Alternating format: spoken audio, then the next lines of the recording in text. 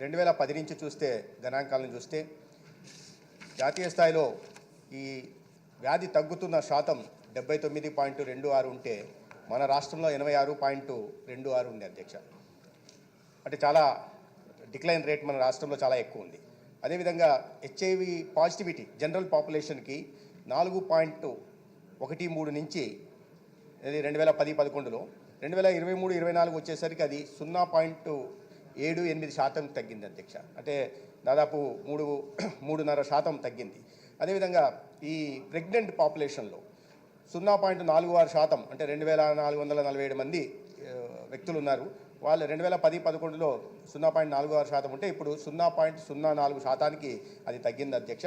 అదేవిధంగా అడల్ట్ పాపులేషన్లో 2.45% ఉంటే 98 నాటికి ఇవాళ అది 0.62%కి తగ్గింది అధ్యక్ష. అయితే దీని మీద అవగాహన పెంచడానికి అనేక రకాలుగా చర్యలు తీసుకుంటున్నాం. 96 ఎన్జిఓలు, 13 రూరల్ ఎన్జిఓలు, రెడ్ రిబ్బన్ క్లబ్స్ ఇట్లా అనేక సంస్థల ద్వారా ఏజెన్సీల ద్వారా కూడా అవగాహన పెంచే కార్యక్రమం చేస్తున్నాం. అదేవిధంగా టీవీల్లో కానీ లేదా ఈ హోర్డింగ్స్ ద్వారా కానీ ఐఈసీ ప్రోగ్రాంల ద్వారా కూడా రైల్వే స్టేషన్లో ప్యానల్స్ పెట్టడం ద్వారా అవగాహన పెంచే కార్యక్రమం చేస్తున్నాం అధ్యక్ష. అయితే ప్రధానంగా ఇది ఒక స్టిగ్మా లాగా సామాజిక రుగ్మతగా భావిస్తున్నారు కాబట్టి ప్రజలు ముందుకు రావాల్సిందిగా మేము కోరుతుంటాం ఈ వ్యాధి లక్షణాలు కనిపించినప్పుడు. అయితే దీనికి కౌన్సిలింగ్ కోసం ఒక 236 stand alone integrated counselling and treatment సెంటర్స్ని రాష్ట్ర వ్యాప్తంగా నెలకొల్పాం అధ్యక్ష. ఇది కాకుండా సుదూర ప్రాంతాలకు కానీ గిరిజన ప్రాంతాల్లో ఎక్కడన్నా వెళ్ళడానికి ఇబ్బంది అయిన ప్రాంతాల్లో వాళ్ళు రావడానికి కూడా ఇబ్బంది ఉంటుంది కాబట్టి వాటిని గుర్తించి ఇటీవలే ఒక 2 నెలల క్రితం 10 ఐసిటిసి మొబైల్ అంబులెన్స్లో కూడా ఏర్పాటు చేయడం అధ్యక్ష. దీని ద్వారా ఆ సుదూర ప్రాంతాలకు కూడా వెళ్ళి అక్కడే కౌన్సిలింగ్ ఇచ్చి పేషెంట్లను గుర్తించడం, పరీక్ష నిర్వహించడం, అదే 95 గుర్తించడం, చికిత్స అందించడం, పూర్తిగా నివారించే దిశగా కూడా ప్రయత్నాలు చేస్తున్నాం అధ్యక్ష. స్టిగ్మా ఆ సామాజిక రుగ్మత ఇది తప్పు అనేది బయట తెలిస్తే ఏమైనా అనుకుంటారేమనే భావంలోంచి అరవింద్ బాబు గారు గౌరవ సభ్యులు చెప్పినట్టుగా బయటకు రావాల్సిన అవసరం ఉంది. అయితే ఏఆర్టీ ద్వారా రాష్ట్ర వ్యాప్తంగా యాంటీ రెట్రోవైరల్ ట్రీట్మెంట్ ద్వారా కూడా చికిత్సను ఉచితంగా అందిస్తున్నాం. దానికి సంబంధించిన దానివల్ల వచ్చిన మార్పు ఏంటని గౌరవ సభ్యులు రోషన్ కుమార్ గారు అడగడం జరిగింది. వాటి సంబంధించిన జిల్లాల వారి వివరాలు నేను అందించే ప్రయత్నం చేస్తాను. అయితే చిన్నపిల్లలకి ఏ రకంగా ఆదుకుంటున్నారు తల్లిదండ్రులు చనిపోతే అని మిషన్ వాత్సల్య అనే కార్యక్రమం ద్వారా ఎయిడ్స్ కారణంగా తల్లిదండ్రులు చనిపోతే ఆ పిల్లల్ని ప్రభుత్వం కాపాడే దిశగా వారి భవిష్యత్తు కలిగించే దిశగా కూడా ప్రయత్నాలు చేస్తుంది. వీటికి అంగన్వాడీ కేంద్రాల ద్వారా అటువంటి పిల్లలు ఉన్న వాళ్ళని గుర్తించడం జరుగుతుంది అధ్యక్ష. అయితే మొత్తం రాష్ట్ర వ్యాప్తంగా సంఖ్య పీపుల్ లివింగ్ విత్ హెచ్ఐవి సంఖ్య అయితే మనం చూస్తే 2,25,129 ఉంది అధ్యక్ష. జిల్లాల వారీగా చెప్పారు. జిల్లాల వారీగా గౌరవ సభ్యులు అడిగితే చదువుతాను. కానీ రాష్ట్ర వ్యాప్తంగా 2,25,129 ఉంది. ఆ జిల్లాల వారీగా లిస్టు కూడా ఉంది. అది చదవడానికి సమయం లేదు కాబట్టి తర్వాత నేను గౌరవ సభ్యులకు ఇచ్చే ప్రయత్నం చేస్తాను. అయితే విధంగా దీనికి ట్రీట్మెంట్ అందించడం కోసం ఒక 7 స్టేట్ రెఫరెన్స్ ల్యాబ్స్ని 10 వైరల్ లోడ్ ల్యాబ్స్ని కూడా పెట్టడం జరిగింది అధ్యక్ష. తర్వాత టార్గెటెడ్ ఇంటర్వెన్షన్స్ కోసం కూడా ప్రయత్నాలు చేస్తున్నాం. దాంట్లో భాగంగా ఈ బిహేవియరల్ చేంజ్ కమ్యూనికేషన్ కానీ కండమ్ ప్రమోషన్ కానీ చేస్తున్నాం. ముఖ్యంగా 96 టార్గెటెడ్ ఇంటర్వెన్షన్ని కూడా ఈ ఇటీవల రాష్ట్ర ప్రభుత్వం అమలు చేయడం జరిగింది. వీటిలో భాగంగా ఈ ఫిమేల్ సెక్స్ వర్కర్స్ని, మేల్ సెక్స్ వర్కర్స్ని, తర్వాత ఈ మైగ్రెంట్ వర్కర్స్ని, ట్రక్ డ్రైవర్స్ని వీళ్ళని గుర్తించడం జరిగింది అధ్యక్ష. ఇప్పుడే గౌరవ సభ్యులు చెప్తున్నారు, గౌరవ చౌదరి గారు కూడా ఈ హైవేల్లో కూడా ఉన్న వాటిని కూడా నియంత్రించాలి. దాని ద్వారా పోలీస్ ద్వారా వాటిని కొద్ది నియంత్రించే ప్రయత్నం చేయాలి. వాటిని కూడా పరిశీలన తీసుకుంటాం అధ్యక్ష. ఈ రకంగా 47,744 హై రిస్క్ బిహేవియర్ పాపులేషన్ వాళ్ళని గుర్తించడం జరిగింది 1300 జిల్లాల్లో. కాబట్టి ఆ దిశగా కూడా 13 జిల్లాల్లో లింక్ వర్కర్ స్కీమ్ను కూడా దీని ద్వారా చైల్డ్ ఫండ్ ఇండియా ద్వారా కూడా అమలు చేస్తున్నాం అధ్యక్ష. కాబట్టి నియంత్రించే ప్రయత్నం చేస్తున్నాం. అదేవిధంగా స్ట్రాటజిక్ ఇన్ఫర్మేషన్ మేనేజ్మెంట్ యూనిట్ని కూడా నెలకొల్పడం జరిగింది. ఆ డేటాని కలెక్ట్ చేయడము, డేటాని మంత్లీ వారీగా మానిటర్ చేయడం, తర్వాత కేంద్రంలో నాకోకి వాటిని సమర్పించడం కూడా జరుగుతుంది అధ్యక్ష.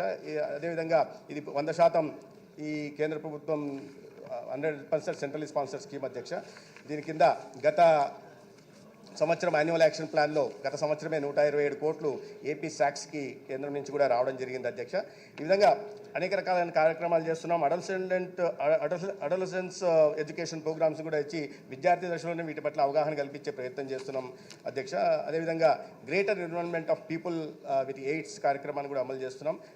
ప్రధానంగా రెడ్ రిబ్బన్ క్లబ్స్ని కూడా ఈ విషయాల్లో వాడుకునే ప్రయత్నం చేస్తాం. ఇంకా ఏఆర్టీ టీబీ విషయానికి వచ్చేసరికి టీబీ నియంత్రణలో ఉంది అధ్యక్ష. టీబీ అయితే ఒక విజయనగరం జిల్లా తప్పిస్తే మిగతా రాష్ట్రంలో నియంత్రణ ఉంది. ఒక విజయనగరం జిల్లా మాత్రమే ఈ ప్రివలెన్స్ రేటు జాతీయ రేటు కన్నా సగటు కన్నా కాస్త ఎక్కువ ఉంది. వాటిని టీబీని కూడా దీంతో అనుసంధానం చేసి నియంత్రించే ప్రయత్నం చేస్తాం అధ్యక్ష. ధన్యవాదాలు అధ్యక్ష. ఓకే అండి, ఇప్పుడు రూల్స్ 74 చర్చ జరుగుతుంది. గౌరవ ఆరోగ్య శాఖ మంత్రులు సత్యకుమార్ గారు ప్రకటన చేస్తారు. ధన్యవాదాలు అధ్యక్ష. నిజానికి నేను ఈ స్టేట్మెంట్ ఇంగ్లీష్లో చదవాలనుకున్నాను, కానీ తమరు ఇప్పుడే ఒక గౌరవ మంత్రివర్యులకి చెప్పారు తెలుగులో అయితే సాధ్యమైనంతవరకు బాగుంటుందని. అధ్యక్ష, విదేశీ వైద్య గ్రాడ్యుయేట్ల సమస్యలకు సంబంధించి గౌరవ శాసనసభ్యులు శ్రీమతి పూసపాటి అదితా విజయలక్ష్మి గారు, శ్రీమతి నెలవల విజయశ్రీ గారు మరియు గొండు శంకర్రావు గారు 74వ నియమం కింద నోటీసు నెంబర్ 24 ఇచ్చిన వివరాన్ని అధ్యక్ష.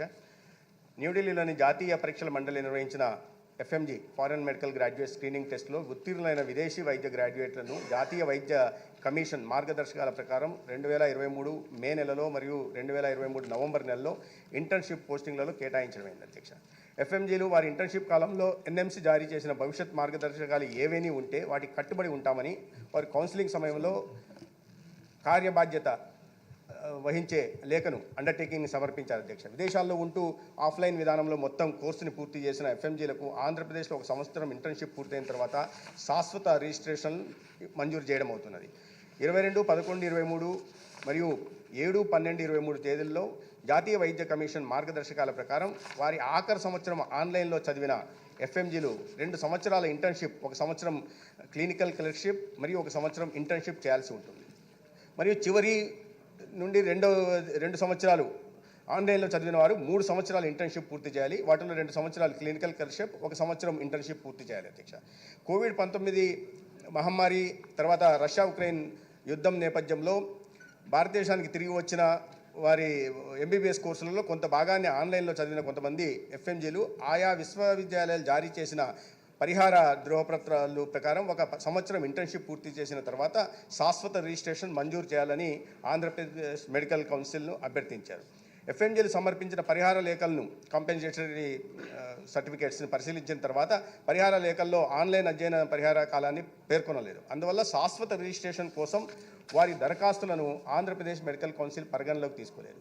అదేవిధంగా ఆన్లైన్ అధ్యయనం కారణంగా క్లినికల్ శిక్షణలో నష్టపోయిన దానిని పూర్తి చేయడానికి మరొక సంవత్సరం పాటు వారికి ఇంటర్న్షిప్ కొనసాగించాలని వారిని ఆదేశించడమైంది. కానీ వారు ఏపీఎంసీ ఆదేశాలను నిరాకరించారు. కొంతమంది ఎఫ్ఎంజీలు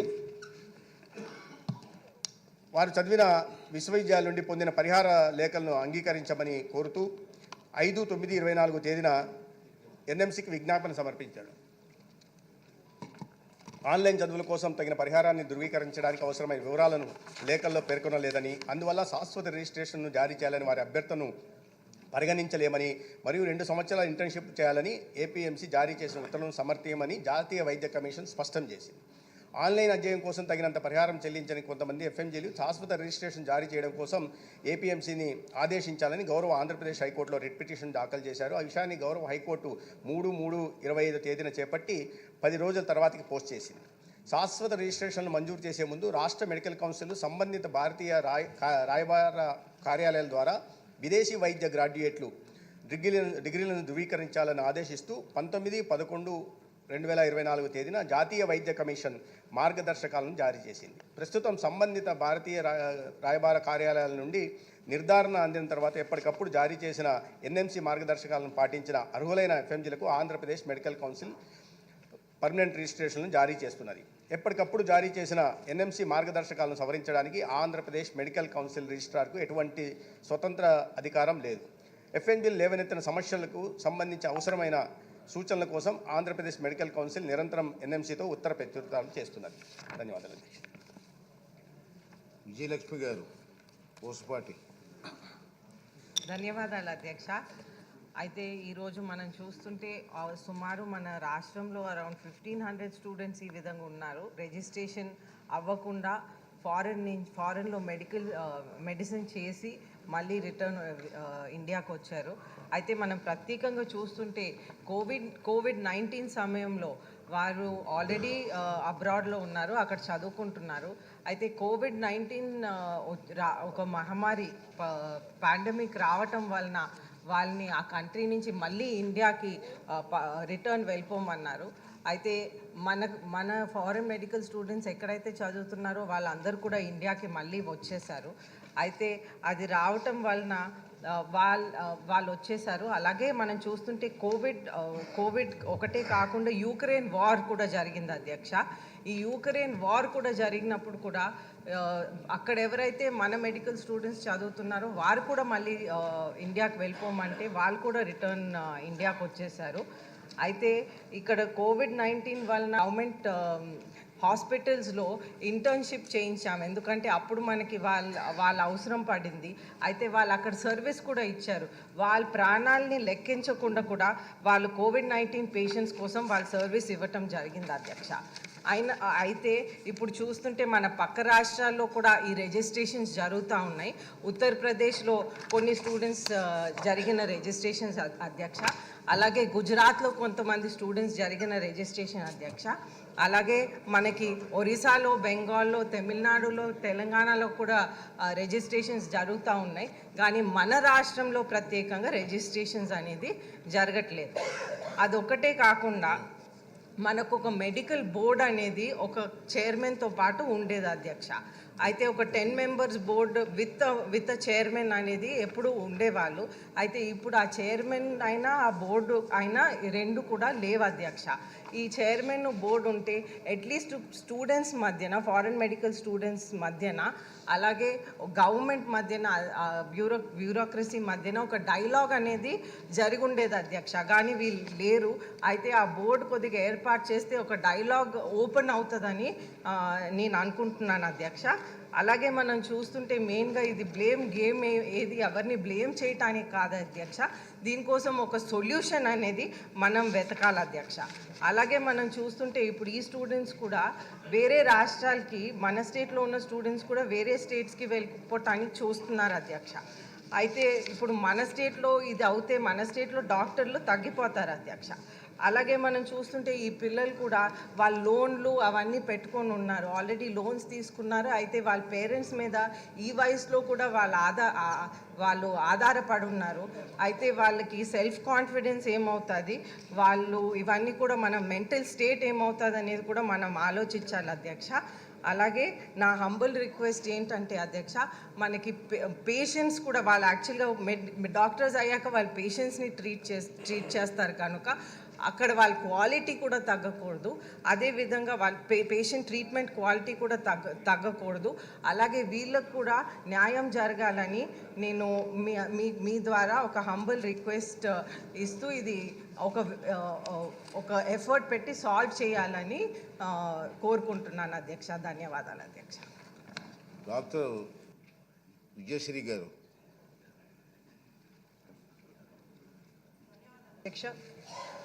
అధ్యక్ష, ఇవాళ నేను మీ ముందుకి ఫారెన్లో ఎంబీబీఎస్ చదువుకున్న మన రాష్ట్ర విద్యార్థులైన ఫారెన్ మెడికల్ గ్రాడ్యుయేట్స్ గురించి ప్రస్తావించడానికి మీ ముందుకు వచ్చాను అధ్యక్ష. మన రాష్ట్ర విద్యార్థులు ఇక్కడ ఎంబీబీఎస్ చదివే అవకాశం లేక ఫారిన్కి వెళ్ళి ఎంబీబీఎస్ చదువుకొని మళ్ళీ అక్కడి నుంచి తిరిగి వచ్చి ఇక్కడ సర్వీస్ అందిస్తుంటారు అధ్యక్ష. అలాగే వీళ్ళు డాక్టర్లుగా కొనసాగడానికి వీరికి రికగ్నైజ్డ్ యూనివర్సిటీ ఆర్ ఇన్స్టిట్యూట్ ద్వారా వాళ్ళకి మెడికల్ క్వాలిఫైడ్ సర్టిఫికేట్ ఉండాలి అధ్యక్ష. అలాగే వీళ్ళ క్వాలిఫికేషన్తో పాటు నేషనల్ మెడికల్ కౌన్సిల్ అలాగే compulsory rotational medical internship 1 year act ద్వారా 1 year ఇక్కడ ఇండియాలో వర్క్ చేసి తర్వాత వాళ్ళు డ్యూటీకి అర్హులవుతారు అధ్యక్ష. కానీ ఇది 2021 వరకు ప్రాపర్గానే జరిగింది అధ్యక్ష ఈ ప్రాసెస్. కానీ ఈ కోవిడ్-19 వచ్చిన దగ్గర నుంచి అలాగే యుక్రెయిన్ వార్ కారణంగా ఎంతోమంది విద్యార్థులు ఇంటర్న్షిప్ 1 సంవత్సరం కాకుండా 2 సంవత్సరాలకి పొడిగింపడం జరిగింది అధ్యక్ష. ఈ కారణంగా విదేశాల్లో ఎంబీబీఎస్ చదువుకున్న విద్యార్థులందరూ ఖచ్చితంగా 2 సంవత్సరాలు ఇంటర్న్షిప్ చేయవలసిన ఆవశ్యకత ఉందని ఇక్కడ ఎన్ఎంసి ద్వారా వాళ్ళకి వచ్చింది అధ్యక్ష. సో దీనివల్ల వీళ్ళు యుక్రెయిన్ అంటే కోవిడ్ వల్ల యుక్రెయిన్ యుద్ధాల వల్ల వాళ్ళు అక్కడ కాలేజ్కి వెళ్ళి ఇంటర్న్షిప్ చేయకపోవడం వల్ల ఆన్లైన్లో చేయడం వల్ల వీళ్ళకి ఈ ప్రాబ్లం ఎదురైంది అధ్యక్ష. అలాగే నార్మల్గా ఎంబీబీఎస్ అక్కడ చదివి ఇక్కడికి వచ్చి ఎంట్రన్స్ టెస్ట్ పాస్ అయ్యి తర్వాత ఇక్కడ 1 ఇయర్ ఇంటర్న్షిప్ చేసి తర్వాత వాళ్ళు వాళ్ళ కాళ్ళ మీద నిలబడడానికి వాళ్ళు ఉద్యోగాలకి ఎంబీబీఎస్లో వెళ్ళిపోయారు అధ్యక్ష. కానీ ఇప్పుడు వాళ్ళు ఇక్కడ 2 ఇయర్స్ ఇంటర్న్షిప్ చేసిన తర్వాత కూడా మళ్ళీ వాళ్ళకి పర్మనెంట్ రిజిస్ట్రేషన్ రావడానికి ఒక 6 మంత్స్ వరకు పడుతుంది అధ్యక్ష. ఆ టైం ప్రాసెస్ అంతా కూడా వాళ్ళకి 3 ఇయర్స్ వరకు కూడా అలాగే వేస్ట్ అవుతుంది అధ్యక్ష.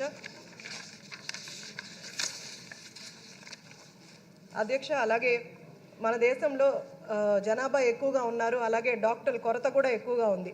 కాబట్టి నేను విన్నవించుకునేది మినిస్టర్ గారికి వీళ్ళ కాలం తగ్గించి ఇంటర్న్షిప్ కాలం తగ్గించి 1 సంవత్సరం వాళ్ళు ఇక్కడికి వచ్చిన తర్వాత exams entrance exams FMG exams రాసిన తర్వాత ఇంటర్న్షిప్ 1 ఇయర్ చేసి వాళ్ళు డాక్టర్స్గా వెలుగులోకి వస్తే బాగుంటుందని. అంటే ఎంతోమంది ఇక్కడి నుంచి ఫారిన్ మెడికల్కి వెళ్తున్నారు అంటే ఎంతోమంది ఆర్థిక ఇబ్బందులు కూడా ఉండి అక్కడ దాకా వెళ్ళి చదువుకొని ఇక్కడ దాకా వస్తున్నారు అధ్యక్ష.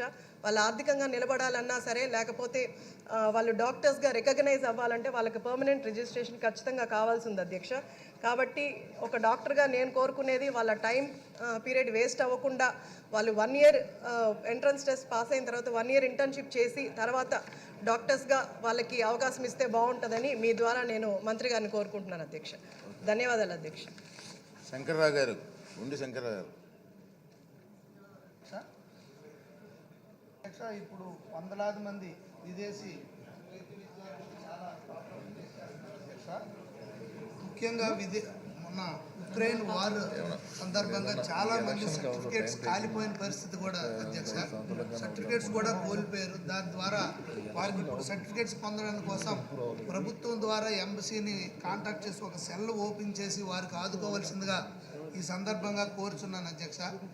అలాగే వారు మొన్న ఆన్లైన్లో ఇక్కడికి వచ్చిన తర్వాత ఆన్లైన్లో చేసిన తర్వాత వారి సర్వీసెస్ను కూడా మనం వాడుకోవడం జరిగింది అధ్యక్ష. ఇప్పుడే నా ముందు సభ్యులు చెప్పారు, పక్క రాష్ట్రాల వారు ఆల్రెడీ ధ్రువపత్రం ఒడిశా కానీ తెలంగాణ కానీ ఆ స్టేట్స్ నుండి ఇవ్వడం జరిగింది అధ్యక్ష.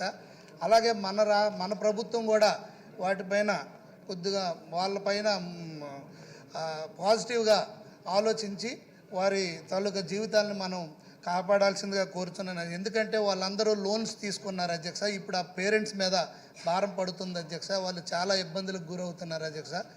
కనుక మీరు వాటిపైన గౌరవ మంత్రివర్యులకి చర్యలు తీసుకోవాల్సిందిగా మీ ద్వారా కోరుతున్నాను అధ్యక్ష. నమస్కారం.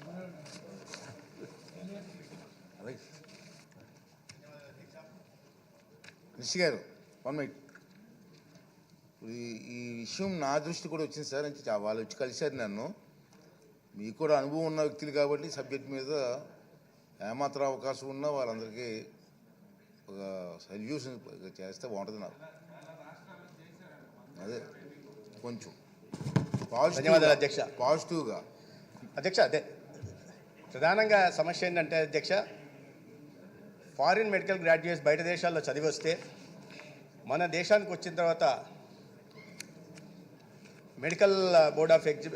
నేషనల్ బోర్డ్ ఆఫ్ ఎగ్జామినేషన్స్ వాళ్ళు నిర్వహించే పరీక్ష రాసిన తర్వాత పరీక్షలో ఉత్తీర్ణత సాధిస్తే వాళ్ళు 1 సంవత్సరం ఇంటర్న్షిప్ చేయాల్సి ఉంది అధ్యక్ష. అయితే ఈ కోవిడ్ పరిణామాల దృష్ట్యా చాలామంది ఆఫ్లైన్లో అంటే ఫిజికల్గా కాకుండా ఆన్లైన్లో విద్యను అభ్యసించారు అధ్యక్ష. 2 సంవత్సరాల నుంచి 3 సంవత్సరాలు విధంగా. అయితే సుప్రీంకోర్టుకి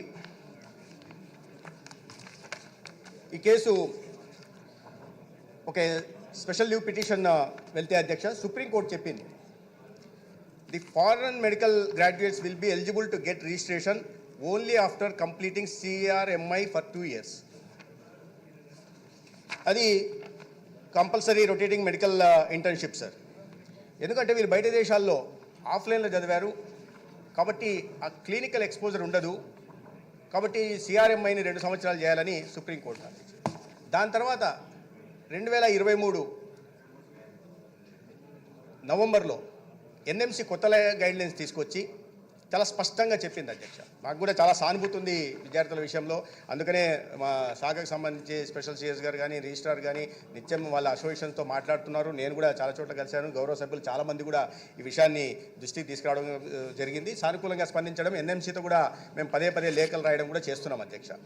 అయితే గౌరవ సభ్యులు చెప్పినట్టుగా సంఖ్య 1500 లేదు అధ్యక్ష. ఇది ఎందుకంటే గత సంవత్సరం మనం చూస్తే 2016 నుంచి 2023 దాకా వచ్చిన అప్లికేషన్లు ప్రతి సంవత్సరం 147, 71, 131 ఈ విధంగా 2023లో 667 అప్లికేషన్స్ వచ్చాయి. అందరికీ పర్మనెంట్ రిజిస్ట్రేషన్ ఇవ్వడం జరిగింది అధ్యక్ష.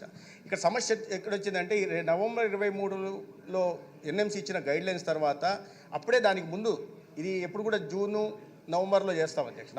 మే జూన్లో పర్మనెంట్ రిజిస్ట్రేషన్స్ ఇస్తాం. వీళ్ళు అండర్టేకింగ్ ఇచ్చి భవిష్యత్తులో ఎన్ఎంసీ గైడ్లైన్స్ ఏంటంటే దాని అనుగుణంగా మేము నడుచుకుంటామని వాళ్ళు చెప్పడం జరిగింది. అండర్టేకింగ్ ఇవ్వడం జరిగింది. ఆ విద్యార్థులు దాని తర్వాత ఎన్ఎంసీ గైడ్లైన్స్ రావడం జరిగింది. ఫైనల్ ఇయర్లో ఉంటే 1 సంవత్సరం మీరు ఆన్లైన్లో చేస్తుంటే దాన్ని అక్కడికి వెళ్ళి ఆఫ్లైన్లో చేసి కాంపెన్సేటరీ సర్టిఫికేట్ ప్రొడ్యూస్ చేస్తే ఇక్కడ ఒక సంవత్సరం ఇంటర్న్షిప్ చేస్తే సరిపోతుంది అని చెప్పడం జరిగింది అధ్యక్ష. అయితే ఆ సంబంధిత యూనివర్సిటీల నుంచి వాళ్ళకి ఆఫ్లైన్లో చేసి ఆ కాంపెన్సేటరీ సర్టిఫికేట్ తేలేకపోయారు. దాని కారణంగా ఇక్కడ క్లినికల్ క్లర్క్షిప్ ఇవ్వాలనేది ఒక సంవత్సరం అక్కడ నష్టపోయిన 1 సంవత్సరాన్ని ఇక్కడ చేయాలని, తర్వాత 1 సంవత్సరం ఇంటర్న్షిప్ చేయాలి. 2 సంవత్సరాలు నష్టపోయిన వాళ్ళు 2 సంవత్సరాలు clinical internship clerkship then 1 year internship అధ్యక్ష. దాంట్లో పెండింగ్ ఉన్నవి 2024 సంవత్సరానికి 46, 2023 మేలో అండర్టేకింగ్ ఇచ్చిన వాళ్ళు ఒక 55 మంది, మిగతా వాళ్ళు పూర్తి చేసి వెళ్ళారు అధ్యక్ష. ఒక 55 మంది మొత్తం కలిపి 115. ఈ సంవత్సరం వస్తున్న వాళ్ళు ఒక 392 మంది విద్యార్థులు ఉన్నారు అధ్యక్ష. అయితే వీటి నేపథ్యంలో పదే మేము రాయడం జరిగింది అధ్యక్ష. అయితే ఎన్ఎంసీ విషయంలో ఇది చాలా వైద్య విద్య అనేది క్లిష్టతరమైన విద్య కాబట్టి ఈ విషయంలో ఎటువంటి రాజీ పడకూడదని చెప్పడం జరిగింది అధ్యక్ష. అనేక సందర్భాల్లో మేము రాసిన సందర్భాల్లో కూడా ఎన్ఎంసీ చాలా స్పష్టంగా ఇవ్వడం జరిగింది. తర్వాత ఆర్డర్ కూడా ఇవ్వడం జరిగింది అధ్యక్ష. చాలామంది విద్యార్థులు కూడా సొంతగా వెళ్ళారు, ఎన్ఎంసీని మెయిల్ పంపారు. దాంట్లో మన రాష్ట్రం నుంచి డాక్టర్ నజియా అనే ఒక విద్యార్థినికి వచ్చిన మెయిలు దీని ప్రకారం వాళ్ళు ఇదేంటంటే తర్వాత ఎన్ఎంసీ ఏం చేసింది అధ్యక్ష, వీళ్ళు కాంపెన్సేటరీ సర్టిఫికేట్ చూడడం కోసం ఎంబసీల నుంచి వాళ్ళు ఏ పీరియడ్లో ఎంబసీలో వివరాలు ఉంటాయి కాబట్టి ఆ దేశాలు నిజంగా వెళ్ళారా లేదా అని తీసుకోవడం జరిగింది. కొంతమంది వెళ్ళినట్టుగా చూపించారు కానీ వాస్తవానికి వెళ్ళలేదు. వీటి నేపథ్యంలో మరింత క్లిష్టంగా ఎన్ఎంసీ వ్యవహరించాల్సి వచ్చి గైడ్లైన్స్ క్లిష్టతరంగా చేసింది అధ్యక్ష. దాంట్లో విద్యార్థులకు పంపించిన దాంట్లో ఒక అమ్మాయి not accepting compensation letters in Andhra Pradesh medical council according to NMC notice dated 19/6 అని పంపిస్తే దానికి రాశారు details of visa entries in the passport, your stay in India was 1 year 9 months and 4 days out of your total 5.5 years course. Further, the compensation certificate issued by your study university on 26/5/23 period of your online study and period of compensation on online study has not been mentioned. Hence, your allotment order for 2 internship issued by APMC on 18/5/23 is in order and justified. ఈ విధంగా ఇవ్వడం జరిగింది అధ్యక్ష. అయితే పక్క రాష్ట్రాల్లో ఇప్పుడు తెలంగాణ గురించి ప్రస్తావించారు అధ్యక్ష. తెలంగాణలో ఏంటంటే వారికి జీవో ఇచ్చారు అధ్యక్ష. జీవో ఇచ్చేసి 1 సంవత్సరం చేస్తే చాలు అన్నట్టు. కానీ ఆ తెలంగాణ అది కోర్టుకు వెళ్తే కోర్టు పర్మిషన్ అడిగింది. కోర్టు ఎన్ఎంసీ లెటర్ రాస్తే మళ్ళీ కోర్టుకి కూడా హైకోర్టుకి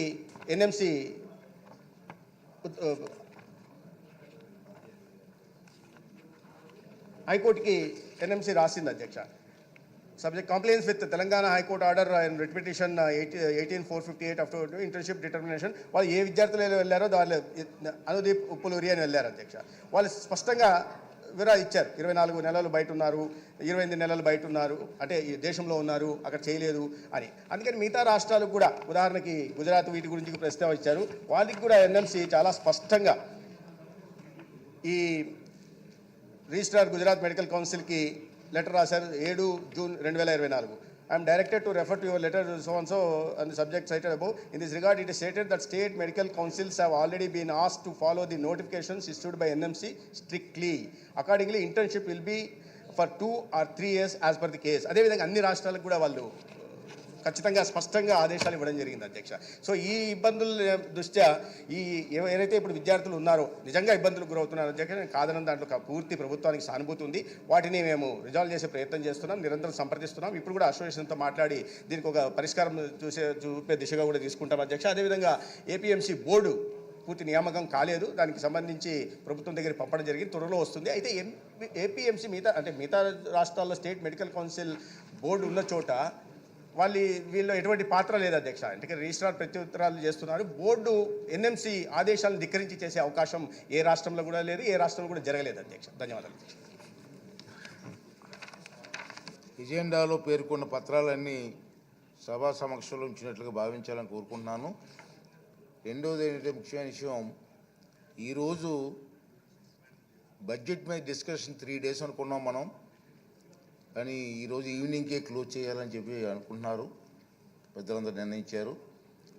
అంచేత బడ్జెట్ మీద మాట్లాడడానికి చాలామంది సభ్యుల పేర్లు కూడా ఇవ్వడం జరిగింది. వాళ్ళందరికీ అవకాశాలు ఇస్తే మళ్ళీ మినిస్టర్ గారు రిప్లై ఇవ్వాలి, ఇవన్నీ ఉన్నాయి. కాబట్టి పెద్దలందరూ అనుమతిస్తే ఈరోజు 0 hour క్యాన్సిల్ చేద్దాం. క్యాన్సిల్ చేసి రేపు కావాల్సిన ఎక్కువ టైం తీసుకుందాం 0 hour రేపు ఇంట్లో. ఇప్పుడు ఒక అరగంట టీ బ్రేక్ తీసుకుందాం, అరగంట తర్వాత మళ్ళీ సమావేశం అవుతాం. 11:30 11 to అయింది, 11:30. ఓకే.